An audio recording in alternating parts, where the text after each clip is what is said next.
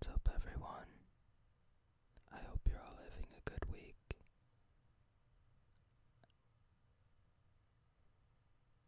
And if you live in the US, I hope you had a good holiday. So today, I'm going to be reading Twilight, and we're going to continue on with chapter 6, Scary Stories.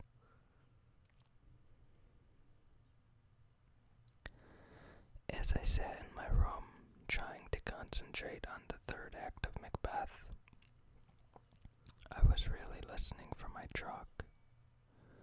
I would have thought, even over the pounding rain, I could have heard the engines roar. But when I went to peek out the curtain, again, it was suddenly there. I wasn't looking forward to Friday, and it more than lived up to my non-expectations. Of course, there were the fainting comments. Jessica especially seemed to get a kick out of that story. Luckily, Mike had kept his mouth shut, and no one seemed to know about Edward's involvement. She did have a lot of questions about lunch, though. So what did Edward Cullen want yesterday? Jessica asked, intrigued. I don't know, I answered truthfully. He never really got to the point. He looked kind of mad, she fished. Did I? I kept my expression blank. You know, I've seen him sit with anyone but his family before. I've never seen him sit with anyone but his family before. That was weird. Weird, I agreed. She seemed annoyed. She flipped her dark curls impatiently. I guess she'd been hoping to hear something that would make a good story for her to pass on. The worst part about Friday was that even though I knew he wasn't going to be there, I still hoped. I walked into the cafeteria with Jessica and Mike. I couldn't keep from looking at his table, where Rosalie, Alice, and Jasper sat talking, heads close together, and I couldn't stop the gloom that engulfed me, as I realized I didn't know how long I would have to wait before I saw him again. At my usual table, everyone was full of our plans for the next day. Mike was animated again, putting a great deal of trust in the local weatherman who promised sun tomorrow. I'd have to see that before I believed it, but it was warmer today, almost 60. Maybe the outing wouldn't be completely miserable. I intercepted a few unfriendly glances from Lauren during lunch, which I didn't understand until we were all walking out of the room together. I was right behind her, just a foot from her slick silver blonde hair, and she was evidently unaware of that. Don't know why Bella, she sneered my name, doesn't just sit with the Cullens from now on. I heard her muttering to Mike I'd never noticed what an unpleasant nasal voice she had, and I was surprised by the malice in it. I really didn't know her well at all, certainly not well enough for her to dislike me, or so I'd thought. She's my friend, she sits with us, Mike whispered back loyally, but also a bit territorially. I paused to let Jess and Angela pass me. I didn't want to hear any more.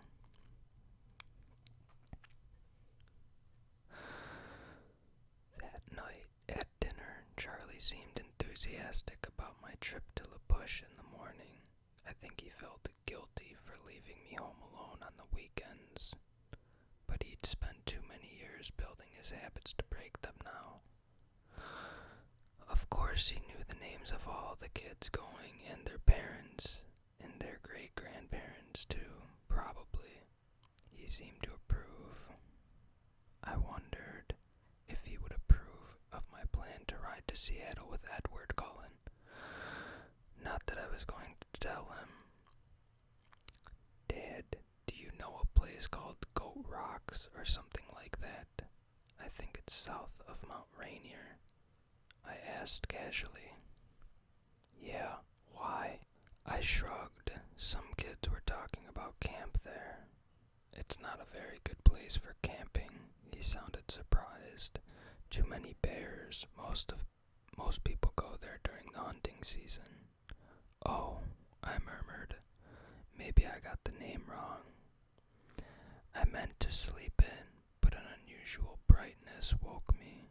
I opened my eyes to see a clear yellow light streaming through my window. I couldn't believe it. I hurried to the window to check, and sure enough, there was the sun. It was in the wrong place in the sky, too low, and it didn't seem to be as close as it should be, but it was definitely the sun. Clouds ringed the horizon, but a large patch of blue was visible in the middle. I lingered by the window as long as I could, afraid that if I left, the blue would disappear again. The Newton's Olympic Outfitter store was just north of town. I'd seen this store, but I'd never stopped there, not having much need for any supplies required for being outdoors over an extended period of time. In the parking lot, I recognized Mike's Suburban and Tyler's Sentra. As I pulled up next to their vehicles, I could see the group standing around in front of the Suburban. Eric was there, along with two other boys I had class with. I was fairly sure their names were Ben and Connor. Jess was there, flanked by Angela and Lauren. 3 other girls stood with them, including one I remembered falling over in gym on Friday. That one gave me a dirty look as I got out of the truck and whispered something to Lauren. Lauren shook out her corn silk hair and eyed me scornfully. So it was going to be one of those days. At least Mike was happy to see me. You came, he called delighted. And I said it would be sunny today, didn't I? I told you I was coming. I reminded him. We're just waiting for Lee and Samantha unless you invited someone, Mike added. Nope, I lied lightly, hoping I wouldn't get caught in the lie, but also wishing that a miracle would occur and Edward would appear. Mike looked satisfied. Will you ride in my car? It's that or Lee's mom's minivan. Sure.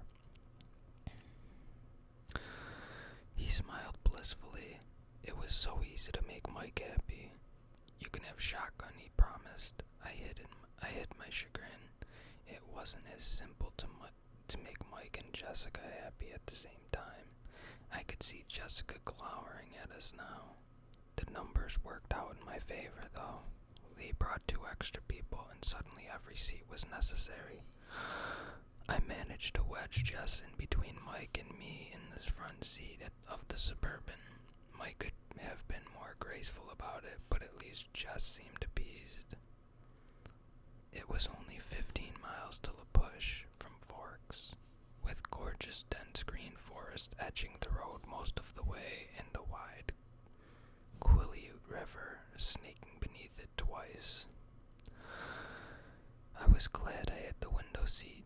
We'd rolled the windows down. The Suburban was a bit claustrophobic with 9 people in it, and I tried to absorb as much sunlight as possible. I'd been to the beaches around La Push many times during my Fork summers with Charlie, so the mile-long crescent of First Beach was familiar to me. It was still breathtaking. The water was dark gray even in the sunlight, white-capped and heaving to the gray rocky shore. Islands rose out of the steel harbor waters with sheer cliff sides reaching to uneven summits, and crowned with austere, soaring firs. The beach had only a thin border of actual sand at the water's edge, after which it grew into millions of large, smooth stones that looked uniformly gray from a distance. But close up, where every shade a stone could be, terracotta, sea green, lavender, blue-gray. The tide line was strewn with huge driftwood trees, bleached bone white in the salt waves, some piled together against the edge of the forest fringe, some lying solitary just out of reach of the waves. There was a brisk wind coming off the waves, cool and briny. Pelicans floated on the swells, while seagulls and a lone eagle wheeled above them. The clouds still circled the sky, threatening to invade at any moment, but for now the sun shone bravely in its halo of blue sky. We picked our way down to the beach, Mike leading the way to a ring of driftwood logs that had obviously been used for parties like ours before. There was a fire circle already in place, filled with black ashes.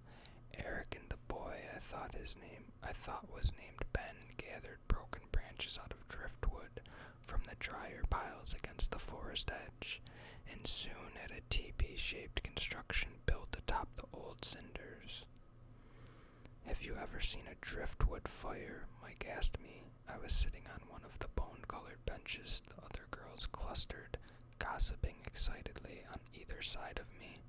Mike kneeled by the fire, lighting one of the smaller sticks with a cigarette lighter. "No," I said as he placed the blazing twig carefully against the teepee. "You'll like this then. Watch the colors." He lit another small branch and laid it alongside the first. The flame started to lick quickly up the dry wood. "It's blue," I said in surprise. "The salt does it. Pretty, isn't it?" He lit one more piece, placed it where the fire hadn't yet caught, and then came to sit by me. Thankfully, Jess was on his other side. She turned to him and claimed his attention. I watched the strange blue and green flames crackle towards the sky. After half an hour of chatter, some of the boys wanted to hike to the nearby tidal pools. It was a dilemma. On the one hand, I loved the tide pools. They fascinated me since I was a child. They were one of the only things I ever looked forward to when I had to come to Forks. On the other hand, I'd also fallen into them a lot. Not a big deal. When you're 7 and you're with your dad, it reminded me of Edward's request that I not fall into the ocean. Sorry this is so short, guys. I will definitely have a couple more videos out this week, though, and don't forget about Facts Friday.